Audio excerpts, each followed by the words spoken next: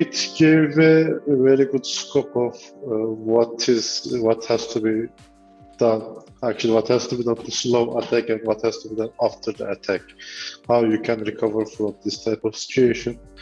And we had very good examples, just like I think Maersk or other one, Marriott hotels, giving that how extreme can be attack. I mean, 5 years being in the system, something like that.